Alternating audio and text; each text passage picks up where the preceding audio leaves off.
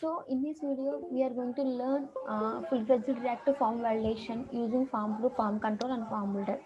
We have already discussed it in previous videos how to call in form group, how to call form group classes, form controller, and form builders, right?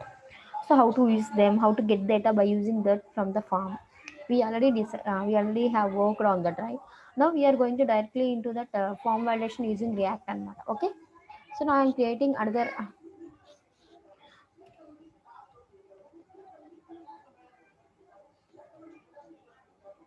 So I'm creating another uh, component to work for the reactive form validation. Okay.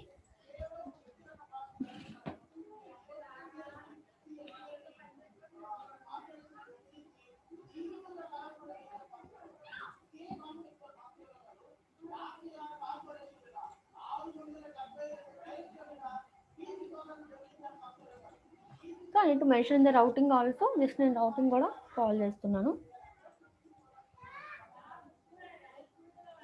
So recon పెడతాను కంప్లీట్గా. Every time మళ్ళీ ఇంత పెద్దది రాయాలంటే కష్టం కదా. Just సింపుల్గా return పెట్టాను అంతే.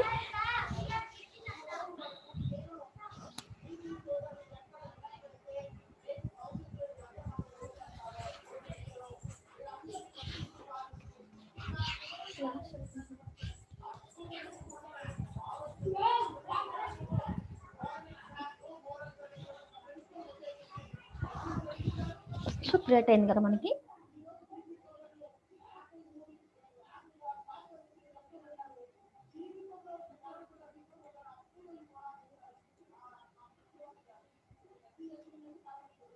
ఇక్కడ వచ్చింది రియాక్ట్ వాల్యుయేషన్ ఇది కదా.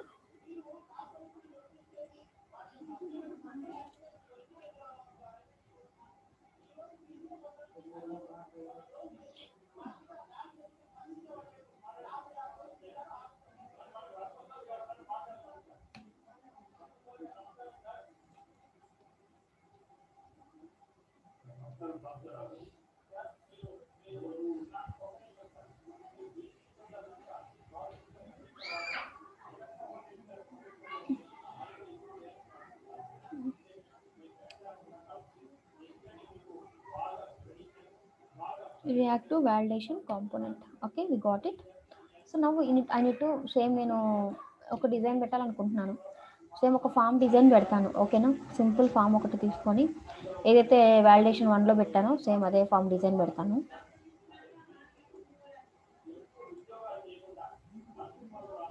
ఇవన్నీ తీసేస్తాను. ఫుల్ ఫ్లెడ్జ్డ్ వాలిడేషన్ ఒకసారి చూద్దామని చెప్పాను కదా, అందుకని ఫస్ట్ నుంచి ఇస్తాను. ఓకే,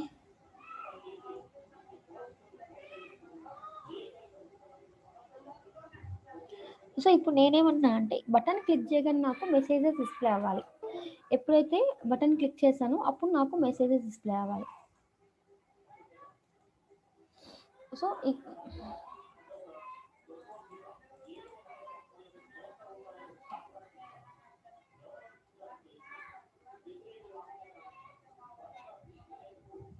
ఈ బటన్ క్లిక్ చేయగానే నాకు ఏవైతే ఎంటీ ఉన్నా అవన్నీ డిస్ప్లే అవ్వాలి.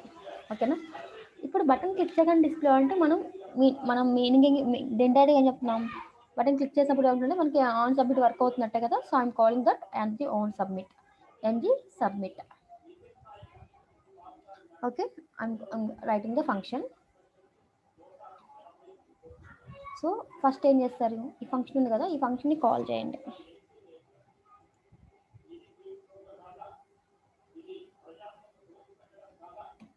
ఓకే, ఈ ఫంక్షన్ కాల్ చేస్తారు. మనం ఫార్మ్ బిల్డర్స్ వర్క్ చేయాలి కాబట్టి ఫస్ట్ ఇంపోర్ట్ చేసుకోండి.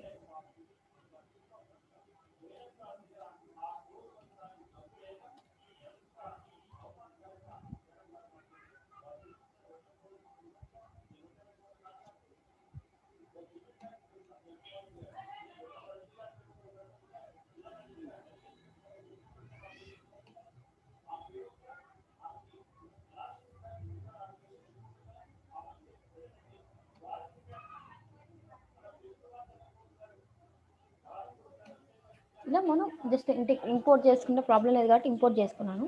ఇప్పుడు నాకేం కావాలి, నేను ఎప్పుడైతే బటన్ క్లిక్ చేశానో అప్పుడు నాకు వాలిడేషన్ అవ్వాలి అన్నాను. అంటే బటన్ క్లిక్ చేసినప్పుడు నాకు వాలిడేట్ అవ్వాలి. బటన్ క్లిక్ చేయకపోతే నాకు ఆ మెసేజ్ డిస్ప్లే అవసరం లేదు. క్లిక్ చేసినప్పుడు ఈ మెసేజెస్ కనిపించాలి. సో దానికోసం నేను ఏం చేస్తాను అంటే ఒక వేరియబుల్ తీసుకుంటున్నా.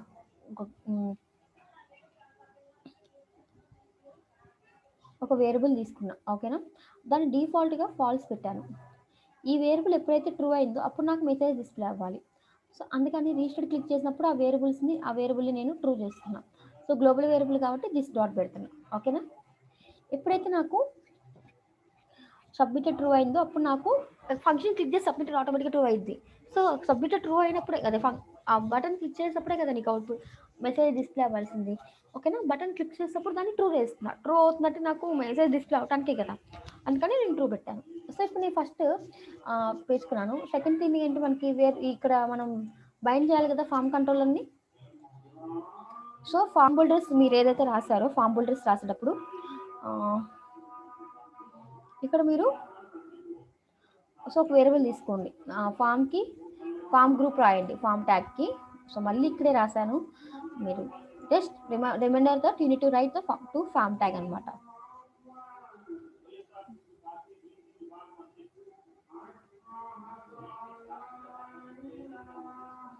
ఓకే, ఇక్కడ మీరు ఇప్పుడు ఒక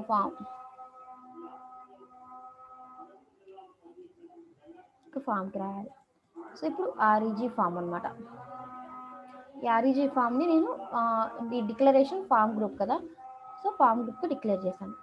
ఇప్పుడు ఈ ఆర్జీ ఫామ్కి నేను వేరియబుల్స్ డేటా అసైన్ చేయాలి కాబట్టి మనం లోడ్ అయినప్పుడు అవి అసైన్ చేయాలన్నమాట. This dot REG form equal to form builders కదా. ఫామ్ బుల్డర్స్ అంటే మనం కన్స్ట్రక్టర్ ఆబ్జెక్ట్ క్రియేట్ చేయాలి కదా, ప్రైవేట్ ఫామ్ బుల్డర్స్. ఇప్పుడు ఎఫ్బీని యూస్ చేసి మనం క్రియేట్ చేయొచ్చు కదా. This dot FB dot same మీకు అక్కడ ఏదైతే రాసారో అదే G R O B group, okay. Form group use చేసి మనం వేరియబుల్స్ క్రియేట్ చేయాలి. సో వేరియబుల్ క్రియేట్ చేయాలంటే ఇక్కడ మనం ఇప్పుడు ఏం చేయాలి, మనకి ఫస్ట్ నేమ్ కదా, F name equal to F name colon empty array తీసుకోవాలి. ఫస్ట్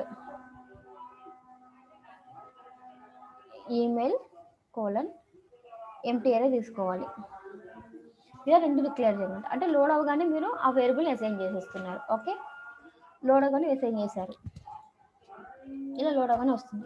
ఇక్కడ ఏంటంటే ఇంకొక పాయింట్ మీరు గుర్తుపెట్టుకోవాల్సింది, ఇన్పుట్లో డేటా ఎంటర్ అయిందా లేదా, ఇన్పుట్ మొత్తాన్ని కంట్రోల్ చేయడానికి మనం ఒక ఫంక్షన్ని కాల్ చేయాలి. ఇన్పుట్ మొత్తాన్ని కంట్రోల్ ఇప్పుడు దేని ద్వారా అయ్యేది, ఆర్ఈజీ ఫామ్ ద్వారా కదా. అంటే ఈ ఆర్ఈజీ ఫామ్లో డేటా ఎంటర్ అయిందా లేదా అంటే దీని మొత్తాన్ని కంట్రోల్ చేయడానికి ఒక ఫంక్షన్ కాల్ చేస్తున్నాను నేను, some get data, okay. So this dot REG form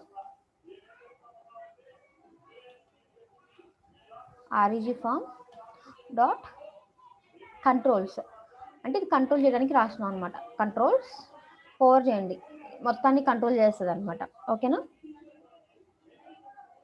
so దీన్ని రిటర్న్ చేయాలి కాబట్టి రిటర్న్ పెడుతున్నా, return this dot RG form controls.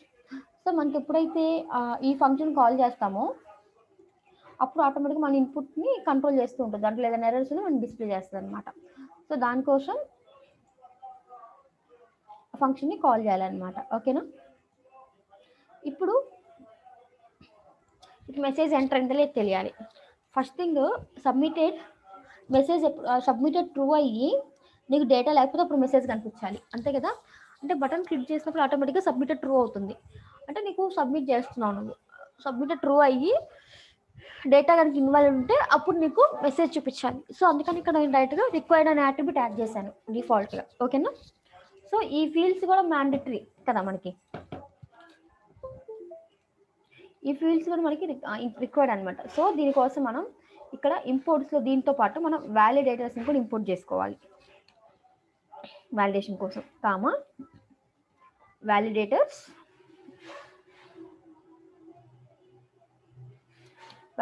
రా డాట్ రిక్వైర్డ్ అనమాట. సో రిక్వైర్డ్ అని రాయాలన్నమాట. నీకు ఏవైతే మ్యాండటరీ అవన్నీ ఇక్కడ కూడా మనం మెన్షన్ చేయాలి, వ్యాలిడేటర్స్ డాట్ రిక్వైర్డ్ అని. సో అప్పుడు మనకి గెట్ అవుతుంది. ఇప్పుడు మనం దీనికి ఫామ్ కంట్రోల్ నేమ్ యాడ్ చేయాలి కదా.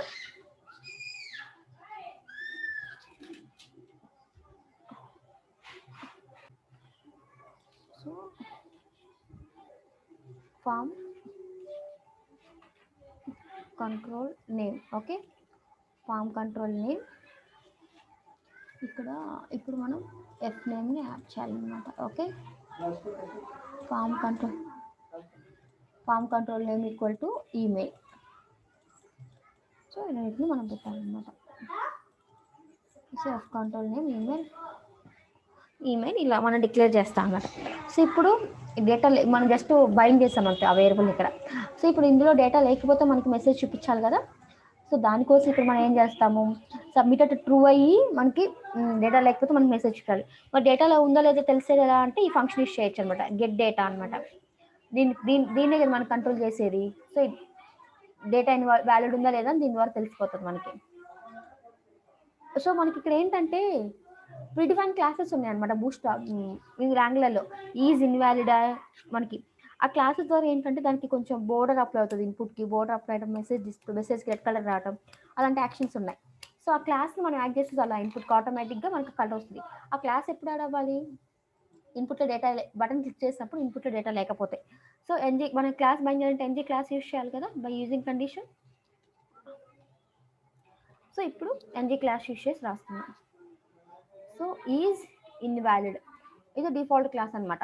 ఈజ్ ఇన్వాలిడ్ మనకి ఇది కనుక ఈ కండిషన్ చెక్ చేసుకోవాలి మనం. ఈజ్ ఇన్వాలిడ్ అయ్యి అంటే సబ్మిటెడ్ ట్రూ అయ్యి మనకి డేటా ఏం లేకపోతే మనకి ఈజ్ ఇన్వాలిడ్ అనే క్లాస్ అప్లై అవ్వాలి. ఓకేనా. సో ఇలా ఈజ్ ఇన్వాలిడ్ అప్పుడు సబ్మిటెడ్ ట్రూ అయ్యి అండ్ డేటా డాట్ ఇది ఎఫ్ నేమ్ కదా, ఈ controller name F name dot errors. ఈ డేటా అంటే ఏంటిది, ఈ ఫంక్షన్ కదా, ఈ ఫంక్షన్ డాట్ ఎఫ్ నేమ్ మనకు కంట్రోల్ చేసేది ఎఫ్ నేమ్తో కదా. సో ఇన్పుట్ని so data dot F name dot errors అయ్యి సబ్మిటెడ్ ఇక్కడ ఏంటి సబ్మిటెడ్ అంటే క్లిక్ చేస్తే ట్రూ అవుతుంది కదా, దిస్ డాట్ సబ్మిటెడ్. ఇది ట్రూ అంటే ఇది ట్రూ అయ్యి ఇది కూడా అంటే ఏదైనా ఎర్రర్ ఉంటే ఇది ట్రూ అవుతుంది. రెండు ట్రూ అయితే ఇన్వాలిడ్ అనే క్లాస్ నీకు బైండ్ అవుతుంది. ఓకేనా. ఇన్వాలిడ్ అనే క్లాస్ బైండ్ అవటం వల్ల నీకు చూడు రెడ్ కలర్ వస్తుంది అనమాట. బోర్డర్కి రెడ్ వచ్చేసి అది ఎర్రర్ లాగా డిస్ప్లే అవుతుంది ఇలా. చూడండి ఈ క్లాస్ దేని వల్ల యాడ్ అయింది, ఇన్వాలిడ్ అనే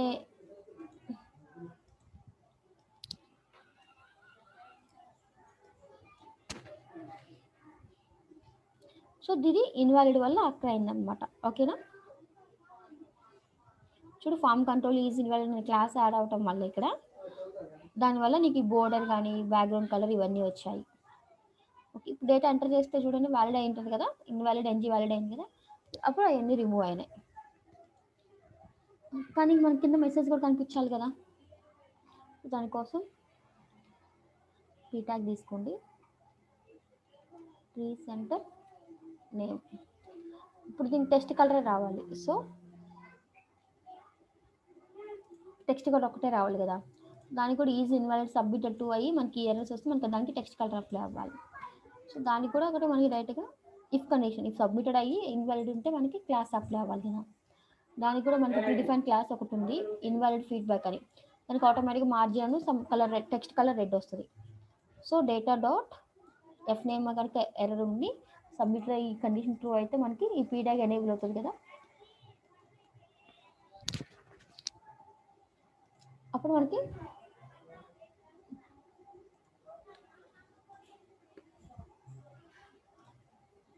అదేంటి ఫీడ్బ్యాక్ డిస్ప్లే అవ్వాలా,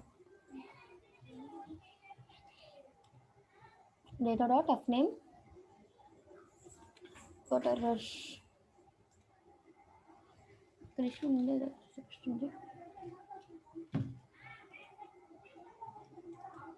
ఇప్పుడు చూడండి ఎంటర్ చేస్తే వెళ్ళిపోతుంది ఇలా అనమాట. సేమ్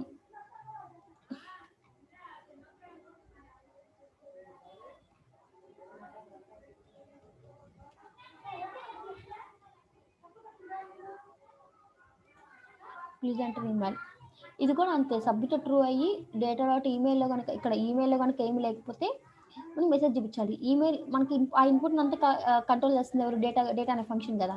సో ఈ డేటా అనే ఫంక్షన్ ద్వారా మనం ఇప్పుడు సబ్మిట్ ట్రూ ఆర్ ఫాల్స్ అని సబ్మిట్ అనే గ్లోబల్ వేరియబుల్ ఉంది.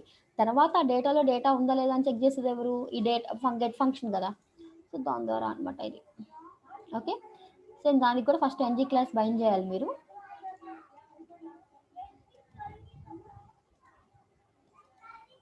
So data dot email error వస్తుంది అంటే ఇక్కడ ngif అనమాట.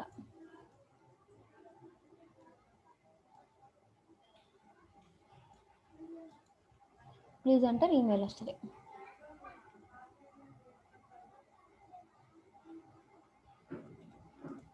చూడండి మనకి ఓకే ఇలా అనమాట. This is the form validation.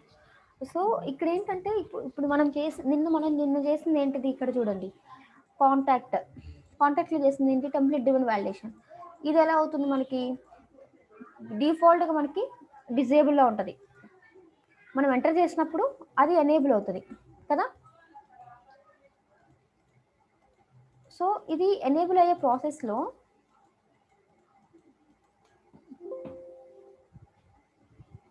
చూడండి ఇక్కడ ఇది ఎనేబుల్ అవుతుంది. ఇది ఎప్పుడు ఎనేబుల్ అవుతుంది, డేటా అంతా ఉంటే కదా. డేటా అంతా లేకపోతే మనకు డిజేబుల్ అవుతుంది.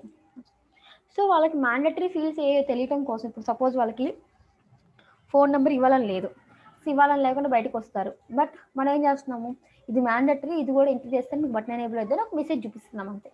This is then completely template driven form validation. ఇందాక నేను చెప్పింది ఏంటిది, this is an reactive form validation అనమాట. అంటే నీకు డైరెక్ట్ బటన్ క్లిక్ చేస్తేనే నీకు మెసేజ్ వచ్చేలాగా. సో ఇక్కడ కూడా మీరేం చేస్తున్నారు, ఫస్ట్ ఇన్పుట్లో డేటా ఉందా లేదా చెక్ చేసుకొని మనకు మెసేజ్ వస్తుంది అనమాట. These are the 2 types of validations. Okay, in next class we are going to learn about pipes and custom pipes. Pipes and custom pipes ఎందుకు యూజ్ అవుతుంది అంటే మన డేటా కన్వర్షన్ కోసం ఈజీ కన్వర్షన్స్ కోసం యూజ్ చేస్తాం. Suppose if you want to convert any data from JSON to object, JSON to JSON stringify, or JSON parse to JSON stringify, or JSON stringify to JSON parse, మనం syntax use చేయాలి. ఇక్కడ ఏంటంటే pipes అనే concept use చేస్తే ఏంటంటే చాలా సింపుల్గా అయిపోతుంది. ఓకేనా, అదనమాట పైప్స్ కస్టమ్ మోడల్స్ ఎలా యూజ్ చేసుకోవాలి, కస్టమ్ క్లాసెస్ ఎలా యూజ్ చేసుకోవాలి, ఇవన్నీ we can learn in the next class. Okay.